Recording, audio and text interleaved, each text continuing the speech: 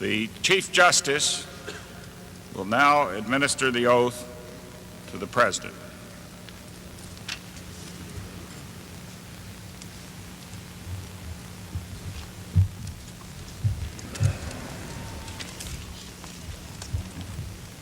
Mr. President, are you ready to take the oath? I am. If you'll raise your right hand and repeat after me.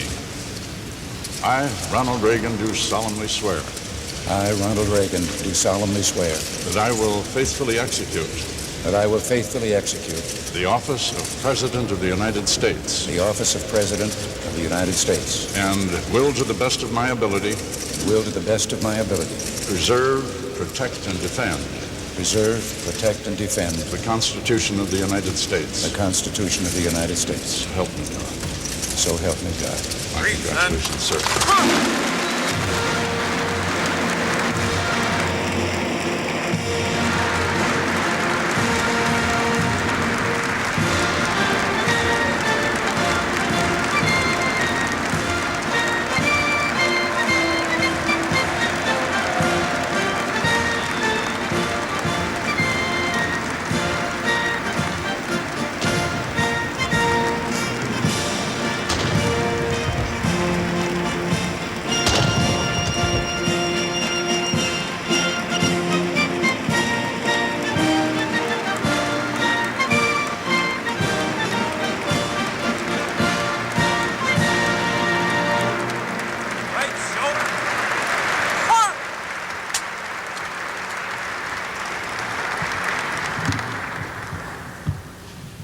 Senator Mathias, Chief Justice Berger, Vice President Bush, Speaker O'Neill, Senator Dole, Reverend clergy, and members of my family and friends, and my fellow citizens, this day has been made brighter with the presence here of one who for a time has been absent, Senator John Stennis. God bless you and welcome back.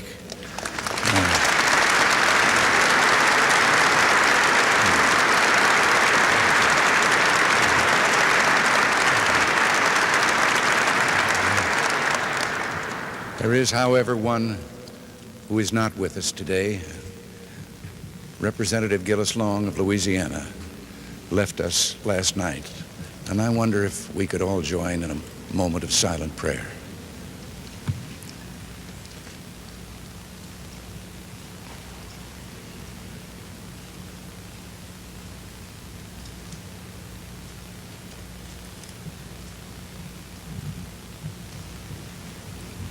Amen.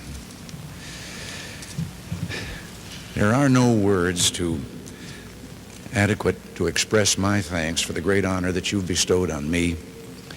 I'll do my utmost to be deserving of your trust.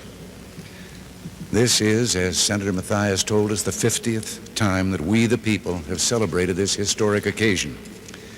When the first president, George Washington, placed his hand upon the Bible, he stood less than a single day's journey by horseback from raw, untamed wilderness. There were 4 million Americans in a union of 13 states. Today, we are 60 times as many in a union of 50 states. We've lighted the world with our inventions, gone to the aid of mankind wherever in the world there was a cry for help, journeyed to the moon and safely returned. So much has changed, and yet we stand together as we did 2 centuries ago. When I took this oath 4 years ago, I did so in a time of economic stress. Voices were raised saying that we had to look to our past for the greatness and glory. But we, the present-day Americans, are not given to looking backward. In this blessed land, there is always a better tomorrow. 4 years ago, I spoke to you of a new beginning, and we have accomplished that. But in another sense, our new beginning is a continuation of that beginning created 2 centuries ago, when, for the first time in history, government, the people said, was not our master, it is our servant. Its only power, that which we, the people, allow it to have. That system has never failed us. But for a time, we failed the system. We asked things of government that government was not equipped to give. We yielded authority to the national government that properly belonged to states or to local governments or to the people themselves. We allowed taxes and inflation to rob us of our earnings and savings and watched the great industrial machine that had made us the most productive people on earth slow down and the number of unemployed increase. By 1980, we knew it was time to renew our faith, to strive with all our strength toward the ultimate in individual freedom consistent with an orderly society. We believed then and now there are no limits to growth and human progress when men and women are free to follow their dreams. And we were right.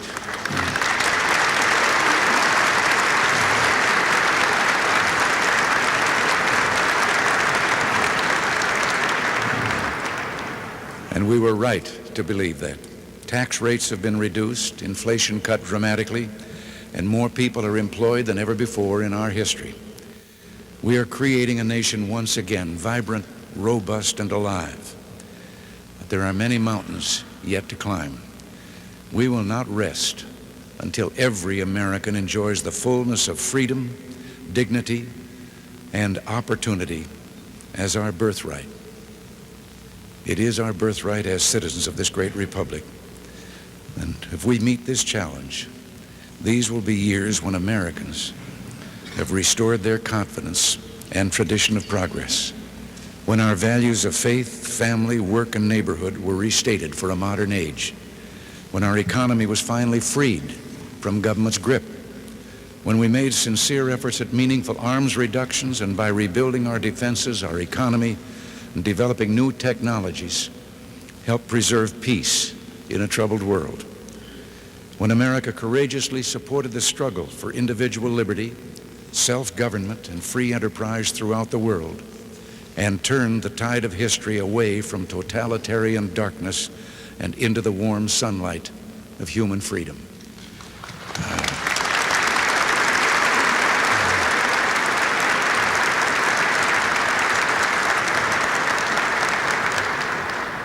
My fellow citizens, our nation is poised for greatness. We must do what we know is right and do it with all our might.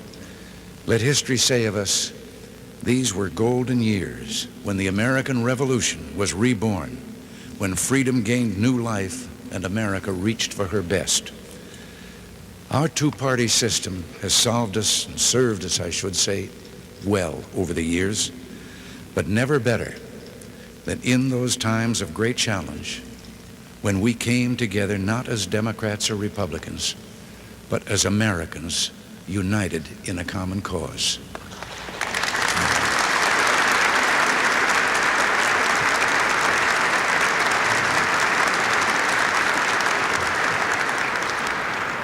Two of our founding fathers, a Boston lawyer named Adams and a Virginia planter named Jefferson, members of that remarkable group who met in Independence Hall and dared to think they could start the world over again, left us an important lesson.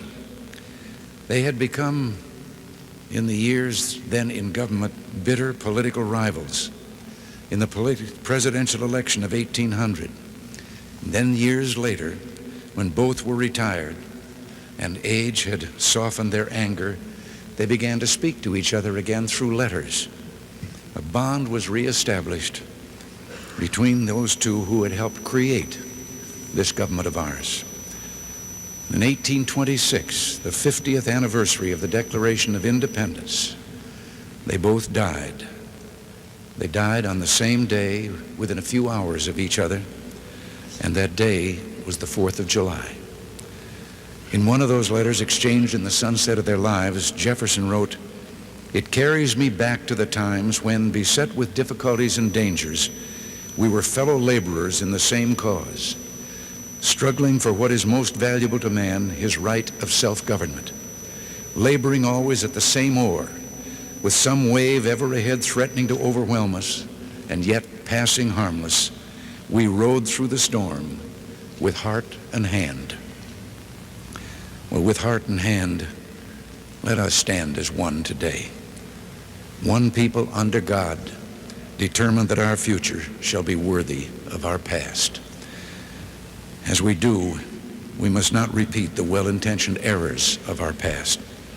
We must never again abuse the trust of working men and women by sending their earnings on a futile chase after the spiraling demands of a bloated federal establishment. You elected us in 1980 to end this prescription for disaster, and I don't believe you re-elected us in 1984 to reverse course.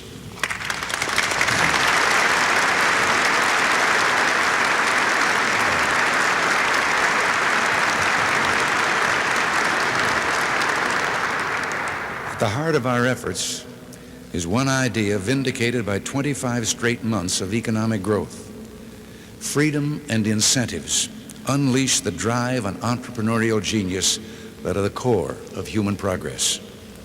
We have begun to increase the rewards for work, savings, and investment, reduce the increase in the cost and size of government and its interference in people's lives. We must simplify our tax system, make it more fair, and bring the rates down for all who work and earn. We must think anew and move with a new boldness so every American who seeks work can find work, so the least among us shall have an equal chance to achieve the greatest things, to be heroes who heal our sick, feed the hungry, protect peace among nations, and leave this world a better place. The time has come for a new American emancipation, a great national drive to tear down economic barriers and liberate the spirit of enterprise in the most distressed areas of our country. My friends, together we can do this, and do it we must, so help me God. From new freedom will spring new opportunities for growth, a more productive, fulfilled, and united people, and a stronger America. An America that will lead the technological revolution and also open its mind and heart and soul to the treasures of literature, music, and poetry, and the values of faith, courage, and love. A dynamic economy with more citizens working and paying taxes will be our strongest tool to bring down budget deficits. But an almost unbroken 50 years of deficit spending has finally brought us to a time of reckoning. We've come to a turning point, a moment for hard decisions. I have asked the cabinet and my staff a question, and now I put the same question to all of you. If not us, who?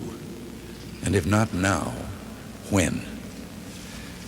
It must be done by all of us. Going forward with a program aimed at reaching a balanced budget, we can then begin reducing the national debt. I will shortly submit a budget to the Congress aimed at freezing government program spending for the next year. Beyond this, we must take further steps to permanently control government's power to tax and spend. We must act now to protect future generations from government's desire to spend its citizens' money and tax them into servitude when the bills come due. Let us make it unconstitutional for the federal government to spend more than the federal government takes in.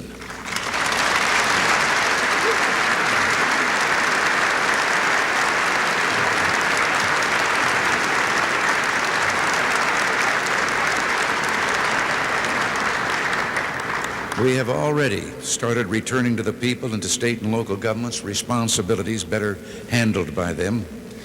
Now, there is a place for the federal government in matters of social compassion, but our fundamental goals must be to reduce dependency and upgrade the dignity of those who are infirm or disadvantaged. And here, a growing economy and support from family and community offer our best chance for a society where compassion is a way of life, where the old and infirm are cared for, the young and, yes, the unborn protected, and the unfortunate looked after and made self-sufficient.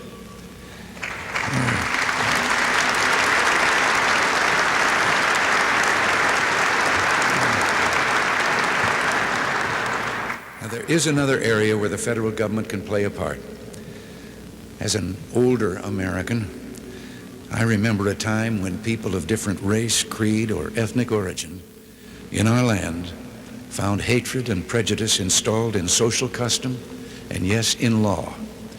There's no story more heartening in our history than the progress that we've made toward the brotherhood of man that God intended for us. Let us resolve there will be no turning back or hesitation on the road to an America rich in dignity and abundant with opportunity for all our citizens.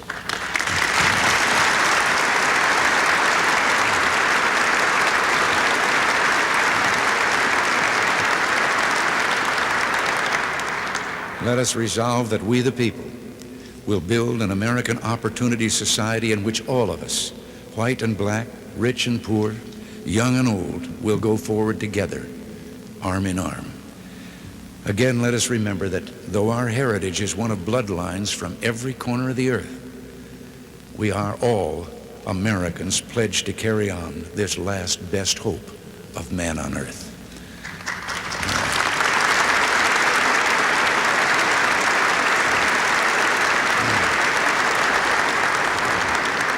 Now, I've spoken of our domestic goals and the limitations we should put on our national government. Now let me turn to a task that is the primary responsibility of national government, the safety and security of our people. Today we utter no prayer more fervently than the ancient prayer for peace on earth. Yet history has shown that peace does not come, nor will our freedom be preserved by goodwill alone. There are those in the world who scorn our vision of human dignity and freedom. One nation, the Soviet Union, has conducted the greatest military buildup in the history of man, building arsenals of awesome offensive weapons. We've made progress in restoring our defense capability, but much remains to be done. There must be no wavering by us, nor any doubts by others, that America will meet her responsibilities to remain free, secure, and at peace.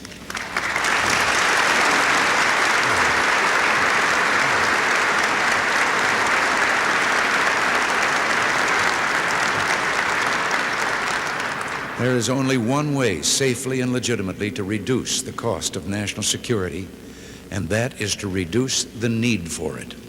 And this we're trying to do in negotiations with the Soviet Union. We're not just discussing limits on a further increase of nuclear weapons. We seek instead to reduce their number. We seek the total elimination one day of nuclear weapons from the face of the earth.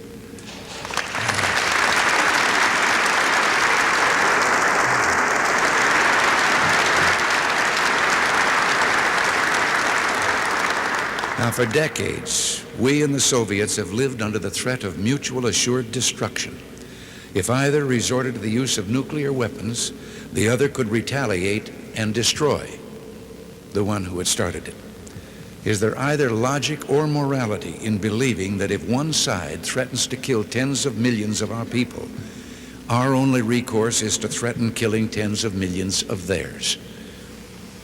I have approved a research program to find, if we can, a security shield that will destroy nuclear missiles before they reach their target. It wouldn't kill people. It would destroy weapons. It wouldn't militarize space. It would help demilitarize the arsenals of Earth. It would render nuclear weapons obsolete. We will meet with the Soviets hoping that we can agree on a way to rid the world of the threat of nuclear destruction. We strive for peace and security, heartened by the changes all around us. Since the turn of the century, the number of democracies in the world has grown fourfold. Human freedom is on the march, and nowhere more so than in our own hemisphere. Freedom is one of the deepest and noblest aspirations of the human spirit. People worldwide hunger for the right of self-determination, for those inalienable rights that make for human dignity and progress. America must remain freedom's staunchest friend, for freedom is our best ally.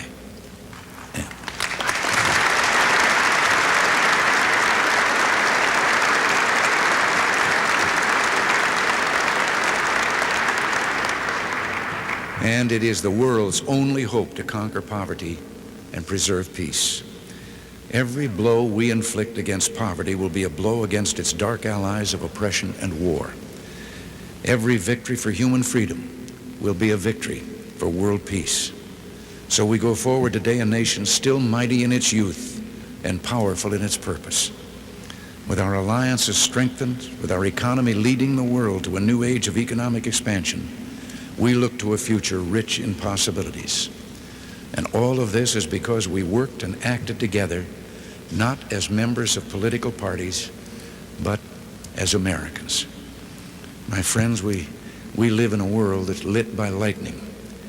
So much is changing and will change, but so much endures and transcends time.